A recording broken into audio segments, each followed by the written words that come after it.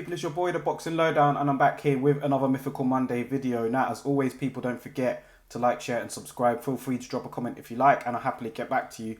Now, this one here is pure fantasy. It's a great mythical matchup, and I want to get you guys' opinions on it, man. Joe Calzaghe and DMITRY BIVOL. How does this fight go prime for prime? Now, I know the first thing that you guys are going to say is that Joe Calzaghe's best years were at 168. He did actually move up to light heavyweight towards the end of his career, 175. But his best years were at 168, and DMITRY BIVOL operates at 175, which is a division above. However, as I said, Calzaghe has moved up to 178 to 175 in his career, and DMITRY BIVOL has always said that he could go down to super middleweight. So why can't we make this matchup? Let's talk about it, man. How would this fight go? Let's just say a catchweight to make it fair. Now, tremendous matchup. Calzaghe, one of the best British fighters of all time. You know, you could put him up there in that conversation. You've got Lennox Lewis, you've got a few others in there that you could say. But Calzaghe ended his career undefeated. Fantastic fighter, great ability. Southpaw, took on the likes of Roy Jones, Bernard Hopkins at the end of his career, but was undefeated, long reigning WBO super middleweight champion. Nobody could beat him.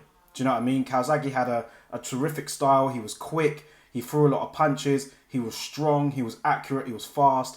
And yeah, had just a tremendous, absolutely tremendous career. He did. Now, DMITRY BIVOL, his career is still ongoing right now. Obviously, he's got that great win over Canelo, but he hasn't really capitalized on that since, you know.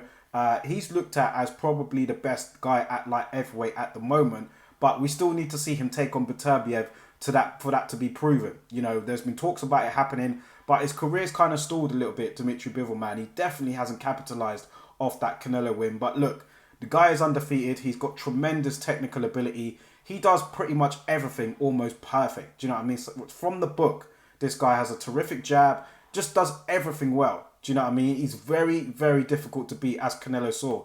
He has deceptive power. He throws punches in bunches. He's technically proficient. His defense is almost, you know, almost hard to just break through it. Do you know what I mean? He does everything well. Solid fundamentals, DMITRY BIVOL is. So you match these two up, him and Joe Calzaghe. How does it go, man? Calzaghe, I believe he would have to outdo BIVOL, you know, work rate. I think he would have to throw a lot more punches, which he would do. He's shown that in the past. Even going up against guys that were bigger punchers than him, the likes of Jeff Lacey, which was probably one of his best wins of his career, because he was an underdog going into that fight, and he literally overwhelmed Jeff Lacey with punches. I think that Calzaghe would have to try and do the same here, but he couldn't get too reckless with it because he would get caught by a swift counter from BIVOL.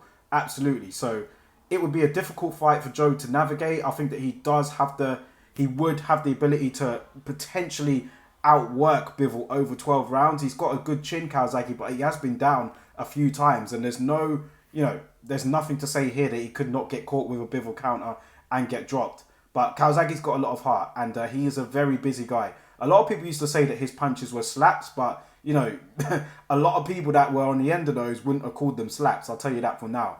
But, yeah, this is a tough one to call because I think that over 12 rounds, BIVOL would, you know, I think that he would land the better shots on Calzaghe, maybe the more eye-catching ones, but Calzaghe could be a bit busier. So it's really, I could see this going 12. I don't think I could see anyone getting a stoppage over the other. Like I said, BIVOL totally outdone Canelo in their fight. Would he be able to get the decision over Calzaghe, man? It's a tough one to call, you know, prime for prime. I'd say BIVOL's probably in his prime now. Calzaghe definitely in his prime was 168, but like I said, if we to put this at a catchweight, it would be tough to call.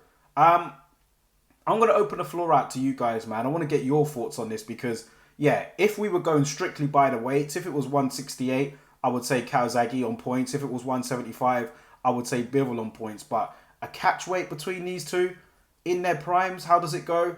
Let me know, man. I'm curious to get your opinion on it. Drop your thoughts in the comment section below. Let me know how you think this fight goes and why. And also drop any more, you know, potential fantasy matchups for me to cover. I've seen a few in my comments that I'm going to go through for sure. But in the meantime, let me know what you think about this fight, and I'll catch you guys on the next one.